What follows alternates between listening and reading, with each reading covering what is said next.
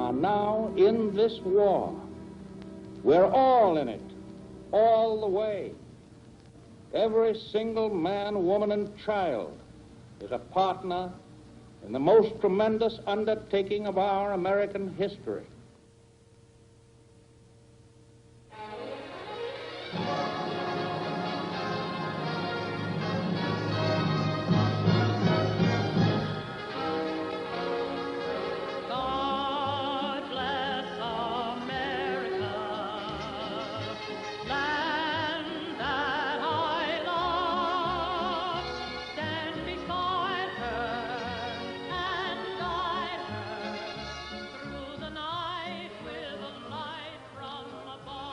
President Franklin Delano Roosevelt and singer Kate Smith rallied an entire nation to battle in the Second World War.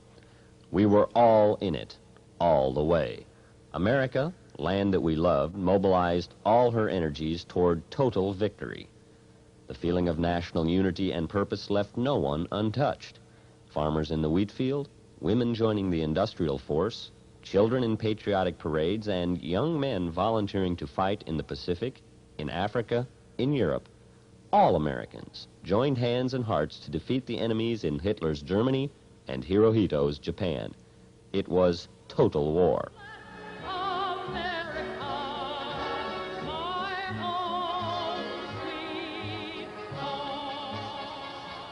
America was also home for the Mennonites. It was a land they loved, a land in which they prospered. Mennonites were traditionally a German-speaking people, but they were rapidly adopting the English language and many of the social ways of their American neighbors. But there was a problem in wartime. Mennonites were peace people. They refused the call of military service.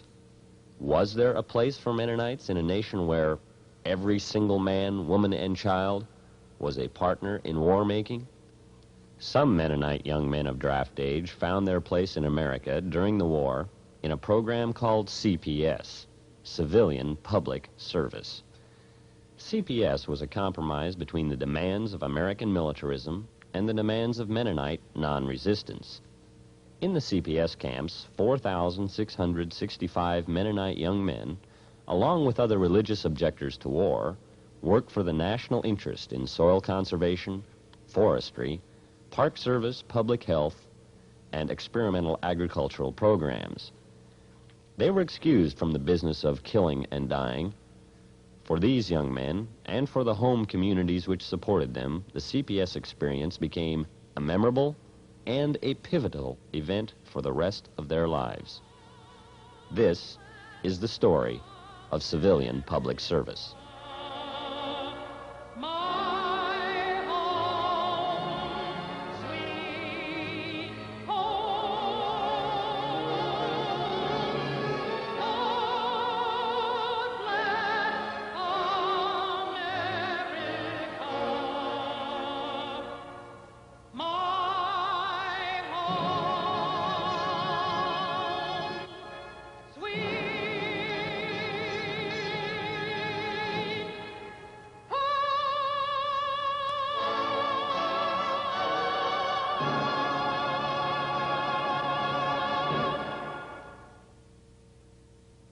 The Japanese attack on Pearl Harbor found America unprepared for war. The Mennonites were also not fully prepared for the war crisis. As Mennonites adapted to American society in the 1920s and 1930s, they found increasing public acceptance. One measure of Mennonite acceptability stands in the city park of Newton, Kansas. The Newton Junior Chamber of Commerce commissioned this sculpture in 1940 to commemorate Turkey red wheat and the Mennonites who settled in the prairies. But by the time the statue was put in place in 1942, America was at war. Because Mennonites refused military service, their contribution to America was questioned. Mennonite leaders had tried to keep the historic peace position of the church alive and vital in the pre-war years. There were peace institutes, conference resolutions, articles in church newspapers, and congregational efforts to inform young people of the doctrines of non-resistance. Mennonites were disciples of Jesus who said, "Love your enemies," and who died on the cross rather than taking the sword. Mennonites in the past had often migrated from countries which imposed military conscription. But the peace education efforts among the Mennonites in America was not altogether successful. Some Mennonite congregations actually resisted efforts by the Mennonite Central Committee to send out leaders who would teach about war, pacifism, and the civilian public service alternative. A member of one congregation remembered, "I remember Dr. H.A. Faust was sent around by the Mennonite Central Committee to speak in these churches. He could not even speak at one of our regular services, but spoke one Sunday evening after the regular church service for those who were interested." Another problem was that Mennonite draftees did not always have a clear rationale for their refusal of military service. One Mennonite who did go into the Army later criticized the Mennonite conscientious objectors in these terms. "In too many cases, young people taking the CPS stand had to ask their ministers or their fathers or their mothers or somebody, why am I doing this? Fill out my paper for me, for heaven's sake." I happened to be in a barber shop one day, and a young fellow from the Eden Church was in there to get a haircut at the same time, or at about the same time I was in there. And his father came in and said, "Now, you've got to get my kid out of here in a hurry because we've got to go over to the preacher. The preacher's going to fill out his papers for him to tell him why he's going as a CO. Mm-hmm. Well, now, this is outrageous. Given the tremendous social pressure in an America which had mobilized its entire energies for war, it is perhaps not surprising that about 40% of the draft-age Mennonites who were drafted decided to accept regular military service. For many of these, this decision meant a break from the church and an abandonment of their Mennonite identity. About 46% of the draft-age Mennonites drafted accepted alternative service. They worked in civilian public service camps. The remaining 14% took up non-combatant service, such as work in the medical corps in the Army. Mennonite leaders had worked hard to secure the legal exemption from military service. They were traditionally not involved in political affairs, but they worked together with the Quakers and the Church of the Brethren to get a favorable draft law. They visited President Roosevelt. They lobbied in Congress. They mounted a petition campaign. And in the end, the Peace Church efforts succeeded. The Selective Service and Training Act of 1940 was changed so that in its final form it assigned conscientious objector status to any person who by reason of religious training and belief is conscientiously opposed to participation in war of any form. Although they were not fully prepared for the war crisis, the Mennonites had gained legal recognition of their position. The drafting of conscientious objectors began in early 1941, and the first CPS camps were opened. As negotiated with the government by representatives of the historic peace churches, these CPS camps were to be located on the sites of old civilian conservation corps work camps, which had been abandoned a few years before. But we wanted, from the beginning, a civilian type of administration where the boys would perform service entirely under the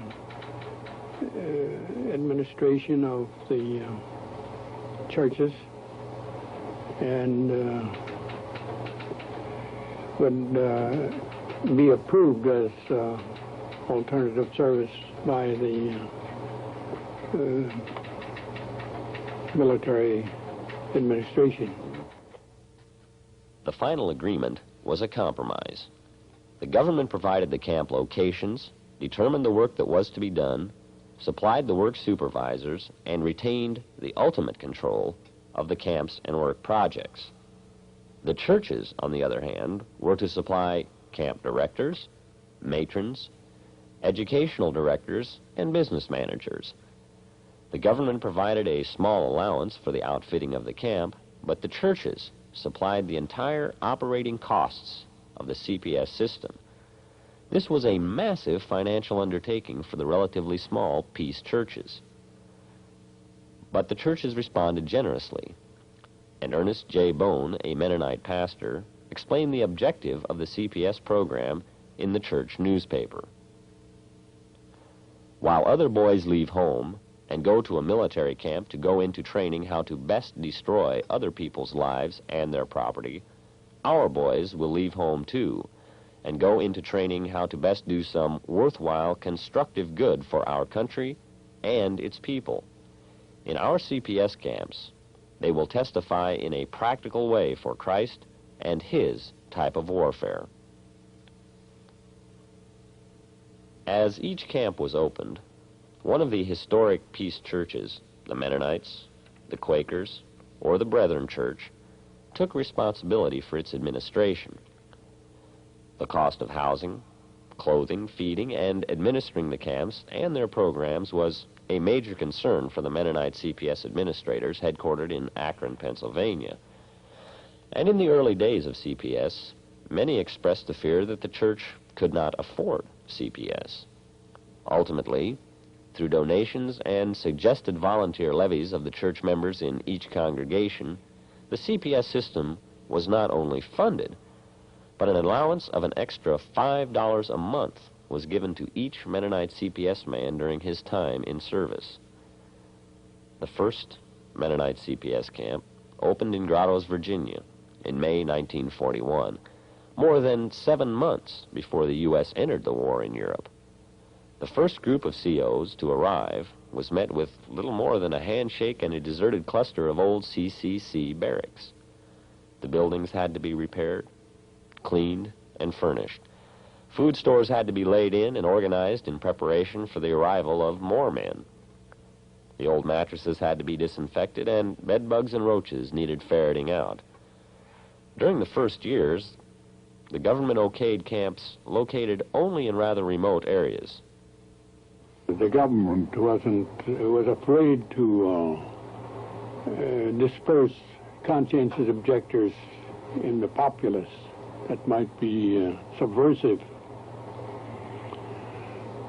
So they would much rather put these boys in some quiet place in the woods or in the country where you could herd them together and there would be no public relations problem. And they would not be noticed by the people who at that time were tended to be react rather negatively to COs who objected to this great war. Separated from family and friends, many young Mennonites found themselves living far from home for the first time. The first impressions upon arrival at base camp were sometimes memorable. Not all pacifists were exactly like those they had known at home. I recall that my biggest shock in coming to CPS was the night I walked into camp and saw these 25 Amishmen making rugs, and they were the only ones in the dorm. The others were all, I found out later, the others were all out in the rec hall or somewhere, and the Amishmen were making their rugs, but I got the immediate impression that I was going to live with only Amishmen, and I had never seen an Amishman before. Camp life consisted of work details supervised by government foremen. These were government work projects ranging from growing large gardens for commercial sale to planting seedlings for eventual replanting in forests or on land reclamation projects, to using heavy machinery to build earthen dams and waterways. Relations between the COs and their government-employed project directors were not always, however, ideal, especially in the early months of CPS. We had some rough treatment of some of the boys, cussing and that sort of thing. Yeah. They treated them more like violators of the selective service program and too cowardly to participate in protecting the country. So, but after they worked with these fellows and discovered what kind of guys they were, they really learned to love them, and I know one fellow who had been particularly rough with our fellows, and he had to leave. He really cried when he left. As the war continued, and the induction of more and more COs necessitated the expansion of the CPS system, camps continued opening in all areas of the United States. Before long, it became possible for a CO to request transfers from one camp and one kind of work to another camp and a different sort of work. The young men were glad for this option, as it often allowed them to leave work that they might have felt was not really of national importance and transfer to more personally meaningful projects. For others, the transfer option gave them relief from simply stagnating in one location. And for some, it provided the admitted opportunity to see more of the United States, to travel across the country. One rather glamorous project begun with the U.S. Forest Service in 1943 attracted many CPSers who could meet the height, weight, and fitness qualifications. Forest fires were a constant danger in the Northwest states, and smoke jumpers were always in demand. During the war, hundreds of COs were to take training and find themselves parachuting from airplanes headed not into German territory, but into burning forests. CPS camp life was life in barracks, and sometimes even tents. Beds had to be made, lockers kept clean, clothes washed, and camp chores finished on time. A cooking staff, usually made up of the matron or the director's wife and several carefully selected CPS men, kept the men well fed, even though the menu sometimes seemed to be the same every time the men looked. For a year, I ate the same 3 sandwiches every day for the noon meal: 1 peanut butter, 1 bologna, and 1 cheese. And then on Sundays we had bologna and cheese and peanut butter. That was probably for breakfast. One morning, every other morning was pancakes, and every other morning was French toast, and it never varied. And, naturally, sometimes men would get bad news from home, as one CO recalls. I can remember where I learned from a classmate of mine that the American Legion passed a resolution to ask me to return an oratorical award that I had won while in high school. It was an American Legion oratorical contest that I won. Of course, even COs did not work all the time. The men had a goodly amount of free time. At many camps, they could go into nearby towns on weekends to attend church services, socialize, and spend their $5 per month salaries. But during the work week, they were largely confined to the campground. And one of the most common complaints among the men was, quite simply, boredom. But from the beginning, the MCC administrators recognized the tremendous opportunities inherent in having a captive audience in the camps for constructive educational and recreational activities. The need for leisure time activities was obvious. Arts and crafts became favorite pastimes for many of the men. Rug weaving especially had universal appeal. Many camps regularly published their own newspapers. Ball teams were organized, and highly competitive games were played between barracks and with civilian teams from local communities. Choirs and quartets were organized to perform excellent programs in their camps, in area churches, and at various social functions. Often their repertoire consisted of original songs like this one, written during a CO's time in Colorado Springs, Camp Number 5. To hate and to kill is against our will, and we don't think the world needs a war. We will sweat and we'll work and we'll move a lot of dirt, striving to go a second mile and then some more.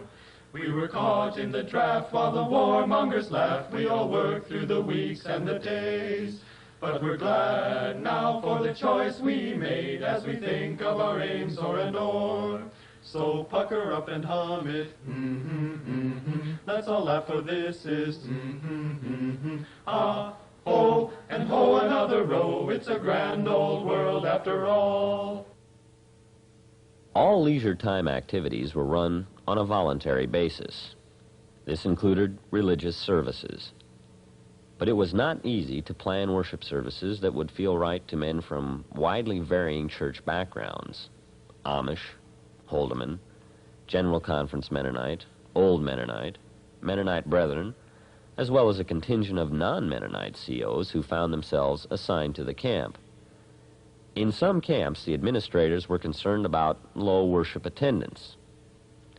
CPS men often found it a rich experience to come into contact with other Mennonite and Amish men from diverse cultural backgrounds, some very conservative with distinctive dress and some quite liberal. It offered an opportunity to think through what it really meant to be a Mennonite. This is where we discovered the Mennonites. And I'd say it's true not only of myself, but of others as well. Because somehow, although it obviously was the background out of which we grew and from which we came, the kind of a theology that would really sustain us, we simply hadn't grasped yet. And during the CPS years, for myself and others of this group, we began to discover who the Mennonites were and began to really appreciate them. Camp activities and interpersonal relationships did not always work out perfectly. Problems arose in camps which had to be settled.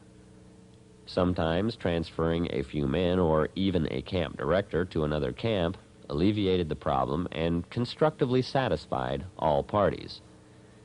Examples of unresolved disagreements among the draftees were rare, and even though one camp director was tarred, feathered, and left naked in a shed by some disgruntled campers, that too was resolved so lovingly and positively that the government investigators were deeply impressed and refused to exercise their duty to the government in reporting the incident. In critical situations, the General Secretary of Mennonite CPS was often called in to mediate, as in this case, when H.A. Faust was head of CPS. One of the boys, and he called him in privately, was very defiant. Well, he came in there and he stood up there so strong. I said, why don't you sit down? I don't want to sit down. And I said, you sit down. Very good strong voice. And, well, apparently he'd learned that from his dad, that when Dad talked to him, that tone of voice, he meant it, and he sat down. But when he sat down, he could also relax, and then we could talk. Like their counterparts in the military, CPS men were sometimes homesick or lonely. Many missed their girlfriends or wives back home, and Leo Gertz and Harold Thiessen of CPS Unit Number 27 at Mulberry, Florida, sent this romantic tune to their beloveds.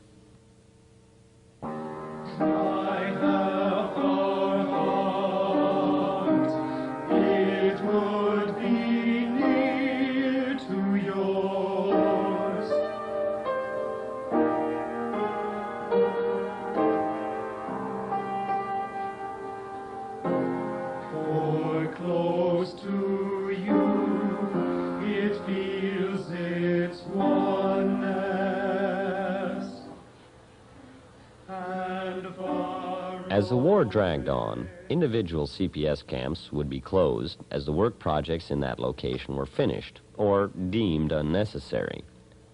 MCC was continually looking for ways to provide more meaningful work and to convince the Selective Service System to open new areas of service to COs.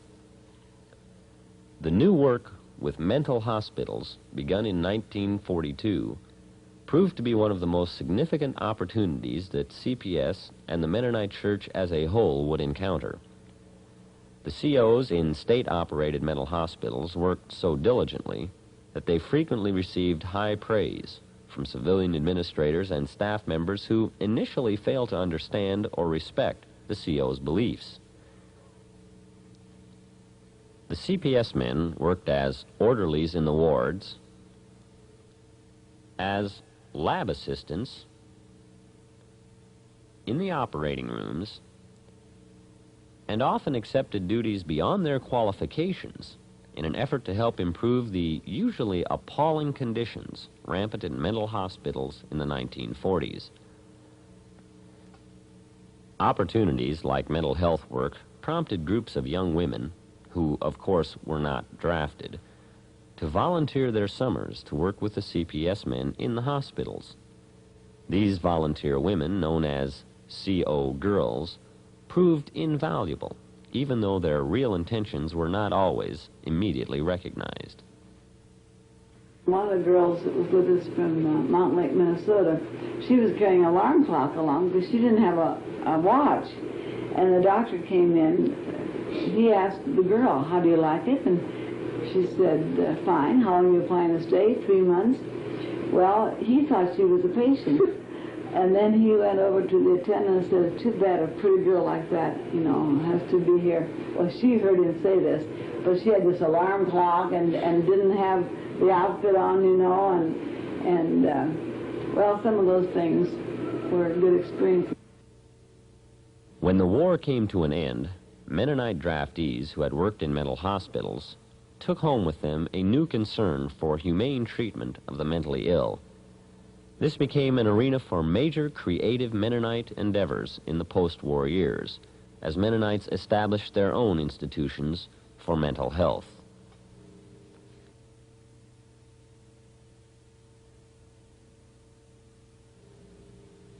The Mennonite CPS story is the experience of a pacifist people endeavoring to be faithful to the Prince of Peace in a nation which had mobilized itself fully for war.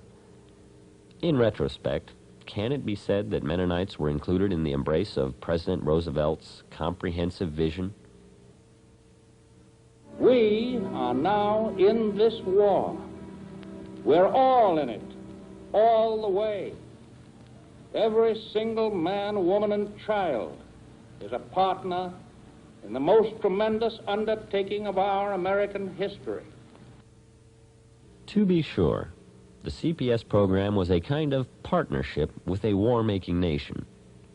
The government retained ultimate control over the CPS programs and determined what kind of work was acceptable, as well as how long the draftees could serve. CPS service in the national interest met the draft requirements because it theoretically freed other young Americans to fight in the war more directly. Some Mennonites who have been influenced by the Vietnam War and by the nuclear arms race now ask if a stance of resistance to the draft is not the more truly Christian alternative. Does acceptance of an alternative service, such as CPS, represent too great a compromise with militarism? On the other hand, the CPS program represented a significant witness against war in its time. The churches, paying for the costs of the CPS camps out of their own funds, sought a base for defining the nature and meaning of the CPS experience.